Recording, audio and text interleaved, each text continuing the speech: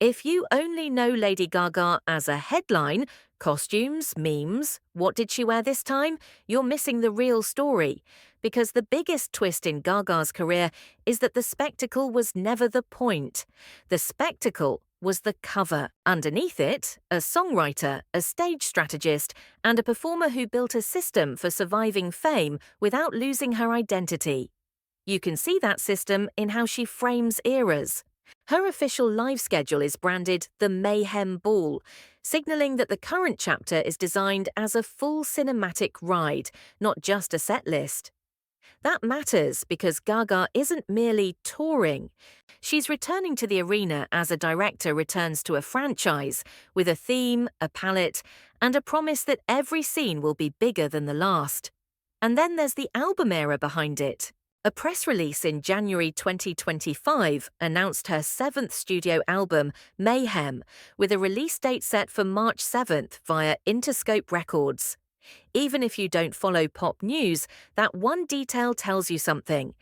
Gaga still controls the narrative. She names the chaos, she times the reveal.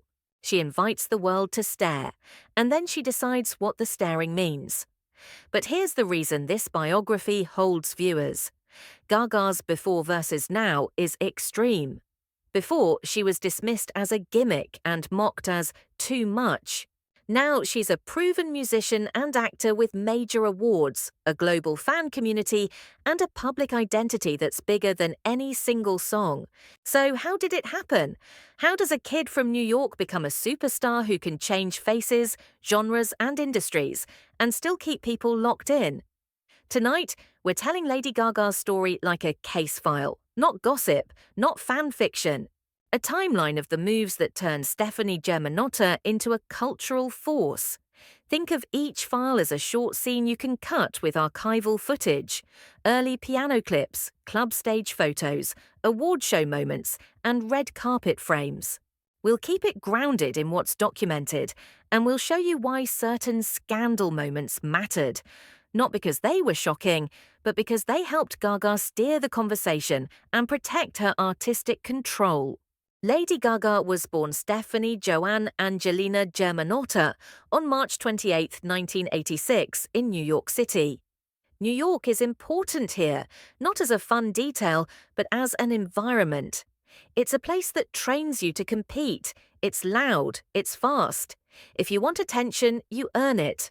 And from early on, Stefani leaned into music with the seriousness of someone who knew the world wouldn't hand her a stage. Britannica notes she learned music at an early age and was performing in New York City clubs by the time she was a teenager. She attended the Convent of the Sacred Heart, an all-girls Catholic school in Manhattan, and later studied music at New York University's Tisch School of the Arts. She studied at Tisch for 2 years, then dropped out to manage her career full-time, an early sign of a pattern. When she feels the clock ticking, she chooses risk over comfort. This is where the before version of Gaga is easiest to misunderstand. She wasn't discovered as a complete product. She built herself on purpose. After leaving Tisch, Britannica describes her transforming from Germanotta into Lady Gaga, blending glam rock with over-the-top fashion design. In 2007, she formed a revue with performance artist Lady Starlight, the ultimate pop burlesque rock show, basically a live lab where she could test ideas in front of real audiences. She also wrote songs for other pop artists. Britannica lists names like Fergie, the Pussycat Dolls, and Britney Spears, before she became a household name herself. That's critical. It means her engine wasn't just image, it was craft. She could build hooks and structures that labels understood. Around this time, she locked in the final piece, a persona strong enough to carry a career.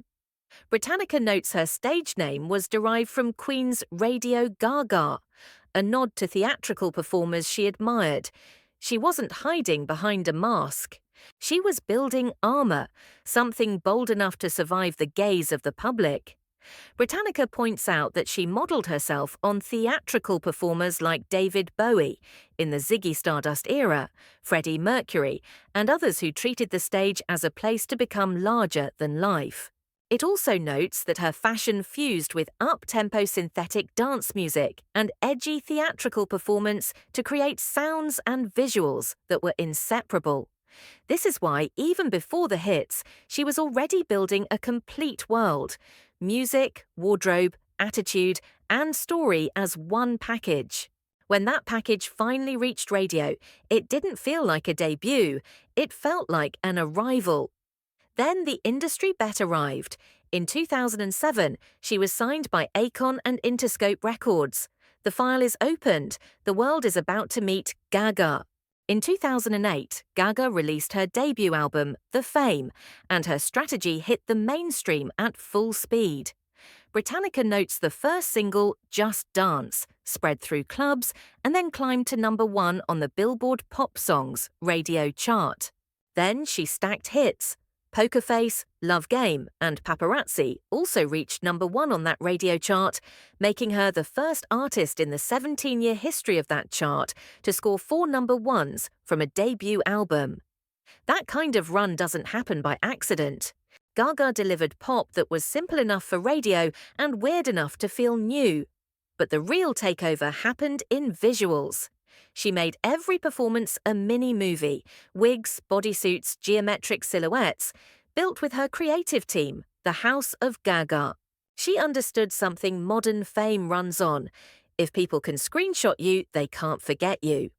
Awards followed, and the machine kept moving.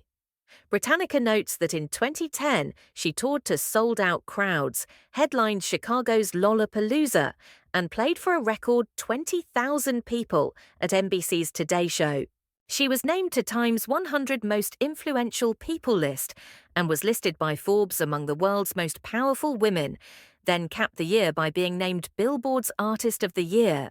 Those details sound like bragging, but for our timeline, they prove something else. Gaga wasn't only a viral pop moment. She was becoming an institution in real time. Britannica notes The Fame earned 5 Grammy nominations and then won 2 Grammys at the 2010 ceremony: Best Dance Recording for Poker Face and Best Electronic Dance Album for The Fame. With success came the scandal cycle: less about crimes, more about cultural shock. Critics called her provocative. Commentators debated whether her fashion was art or attention. That argument became gasoline for her brand because Gaga didn't need everyone to agree. She only needed everyone to look. Then, in late 2009, she released The Fame Monster, and it almost instantly produced another hit: Bad Romance, followed by Alejandro and Telephone. The visuals grew darker, the characters sharper, the storytelling more cinematic. She was no longer a newcomer. She was the blueprint for a new kind of pop rollout. And here's the key before versus now shift. In 2010, she was still fighting to be taken seriously, so she went bigger. That's when the meat dress moment entered pop history. Britannica includes imagery of Gaga wearing a meat dress at the MTV Video Music Awards in 2010, a symbol of how her outfits became cultural events. Whether you saw it as protest, provocation, or pure performance, it created a template that tabloids would repeat for years. Gaga does something shocking. The world argues. Gaga redirects the argument back into her art. She even played with spectacle at the Grammys.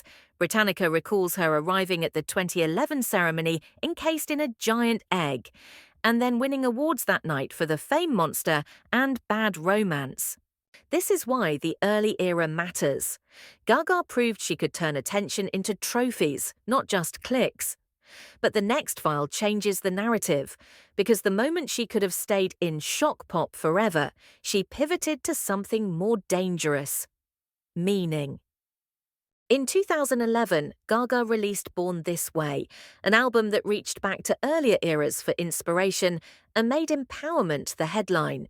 Britannica describes the title track as a self-empowerment anthem, and it notes how the era mixed pop with bold religious imagery on songs like Judas, fueling controversy while also defining her as an artist willing to provoke conversations, not just reactions. This is where Gaga's public image becomes more than entertainment.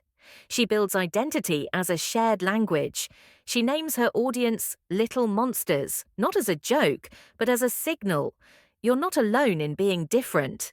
And because she spoke directly to outsiders, her fandom became unusually loyal, more like a community than a consumer base. Then she backed the message with infrastructure. The Born This Way Foundation, co-founded and led by Gaga and her mother, Cynthia Germanotta, focuses on empowering young people and supporting their mental health and well-being. This matters for a channel like Behind the Flash because it flips the typical celebrity narrative. She wasn't only benefiting from attention, she was trying to use attention for something bigger. After that, she kept proving she wouldn't stay in one box. Britannica notes Art Pop, 2013, was perceived as a commercial disappointment, even though it continued her chart presence. Instead of panicking, she pivoted again, this time into jazz. In 2014, she released Cheek to Cheek with Tony Bennett, a standards album that topped the Billboard 200 and won a Grammy for Best Traditional Pop Vocal Album. The message was clear: she could sing, and she could do it without costumes. Then came Joanne, 2016, a more understated album. Britannica notes it gained attention after her halftime performance at the Super Bowl in February 2017. In other words, Gaga didn't just chase trends, she built chapters. Britannica notes that for Chromatica, 2020, she returned to a more classic Gaga club sound, mixing disco and electronic pop. And even while keeping that pop engine alive, she continued her jazz collaborations. The Tony Bennett duet album Love for Sale, 2021, won a Grammy for Best Traditional Pop Vocal Album, showing again that her voice and musicality were never a costume. Every time the culture tried to trap her in one version of herself, she escaped by proving she could do another one, authentically. And every pivot did one thing: it prepared the world for the next shock, Gaga as an actor. In 2015, Gaga stepped into American Horror Story, Hotel, and played the Countess. Britannica notes she appeared in the 5th season, 2015-16, and received a Golden Globe Award for her performance. That win mattered because it forced skeptics to separate persona from ability. On screen, you can't hide behind a costume if you don't have presence. Gaga had it. But the turning point was A Star Is Born, 2018. She played Ally, a singer who doesn't realize she's about to become a phenomenon. And the film's signature song, Shallow, became the kind of pop culture object that lives beyond charts. It wasn't just a soundtrack hit, it was a symbol of Gaga's legitimacy as a songwriter in film.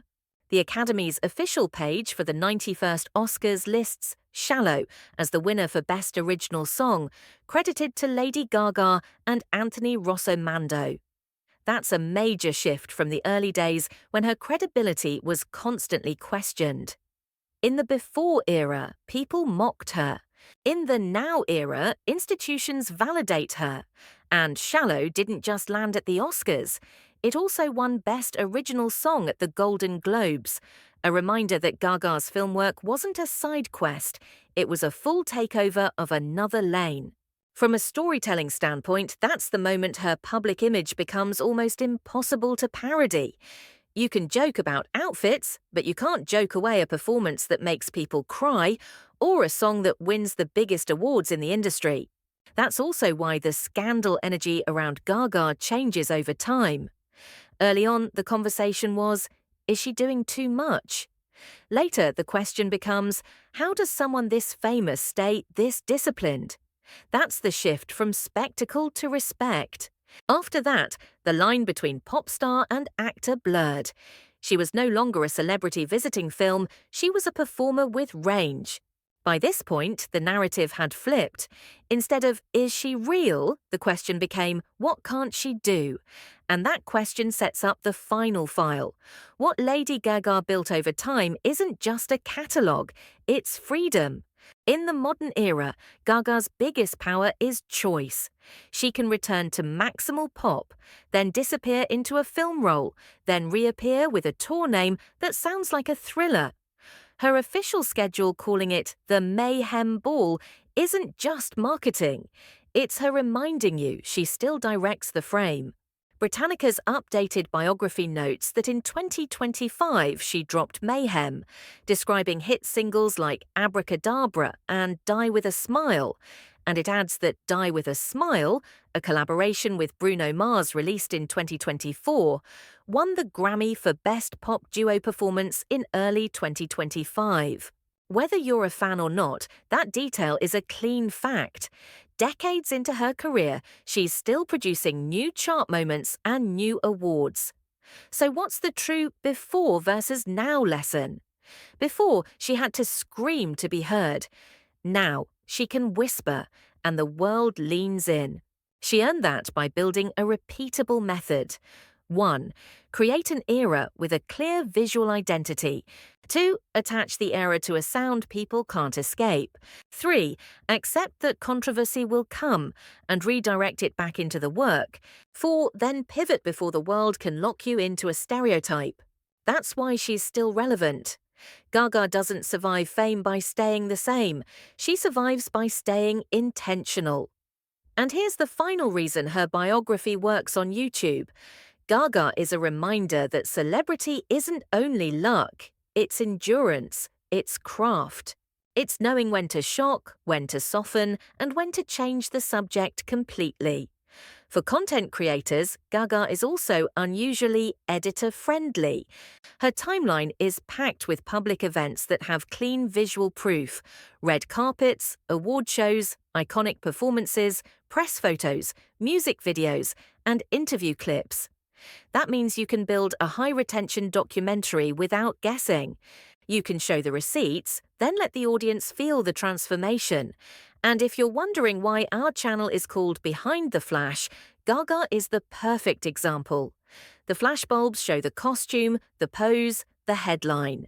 Behind the Flash is the plan: years of training, songwriting for others, relentless stage testing, and the courage to change lanes when the world expects you to repeat yourself. Next episode, we can open another file: a star who changed their name, their face, or their entire brand. We'll track childhood, breakthrough, controversy, and the now version with clear timestamps and easy image keywords. So your edit feels fast, factual, and addictive from start to finish. If you want more celebrity case file biographies, timeline first, before versus now, and easy to match with real archival photos, hit like, share this with a friend, and subscribe to Behind the Flash. Drop a comment with the next name you want us to cover, and we'll build the next file.